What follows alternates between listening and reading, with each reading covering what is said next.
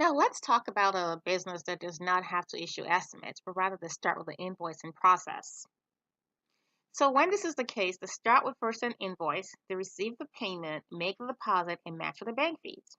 If no payment is made, they have to send the reminders either 30 days, 35 days, 45 days, and then 60 days send collection. It obviously depends on what their policy is, but I do recommend you have some type of policy to protect yourself. And if you do have a policy, please follow it because what's going to happen is if you're not following your policy, you're always going to have those people that will take advantage of you. So it's very important to set those policies in place and follow them. Even though you might feel sorry for them, still follow them because, like I said, there you'll be shocked at the amount of people out there that will take advantage of the fact that you don't follow your own policies. And then, after if collection isn't successful, you might just decide to write it up after a year because, especially if it's such a small amount and you don't really want to fight it, you might just decide it's best to write it up and just not work with that customer anymore. So now let's create an invoice. We go to the plus sign, choose the invoice, we enter the customer we're working with, choose the service,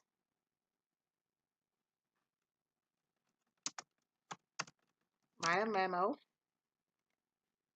write what the service is for, write the amount of the service, how many hours or quantity that the person is purchasing, save and send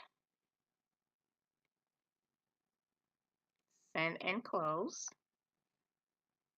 If the customer does not pay directly in QuickBooks using Intuit, then you'll have to go to the customers whenever they pay. Choose the customer you want. Click on Receive Payment. They pay with a check, write the check number, save and close.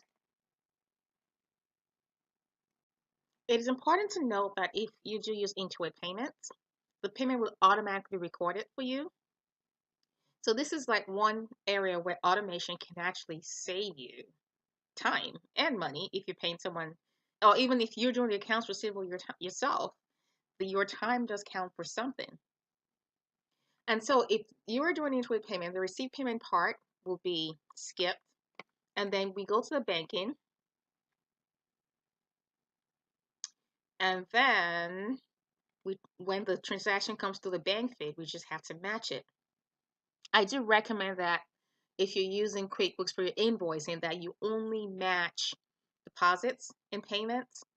Don't match invoice directly because sometimes Intuit could make a wrong assumption and try to match it with a wrong invoice. So it's very important that you follow the workflow to reduce the amount of error in your books because you might end up giving a customer credit when they don't have the credit and the customer who should have the credit doesn't have the credit. So be very careful about that.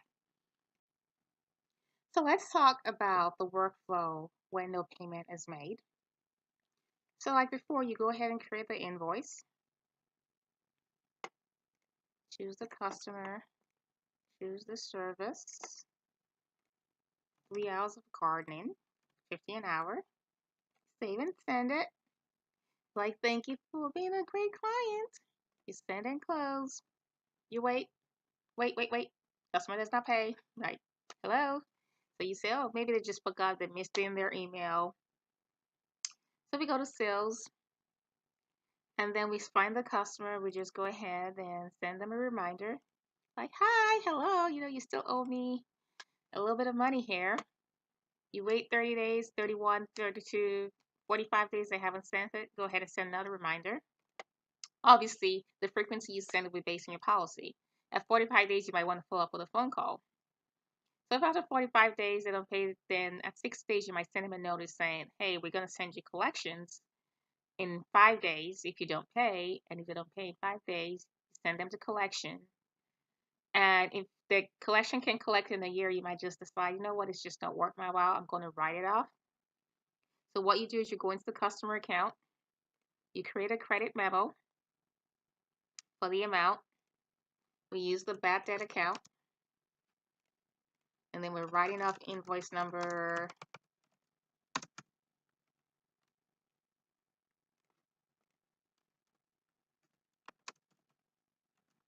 put the invoice number, reason not paid after a year. So whatever kind of memo you remember. It was $150. Just save and close. So that will go to the bad debt account. Then we do a new transaction of payment and we match the credit memo to the invoice and save and close. So you might want to take notes of all your customers that don't pay so you don't end up keep doing business with them and having to write up a lot of their debt.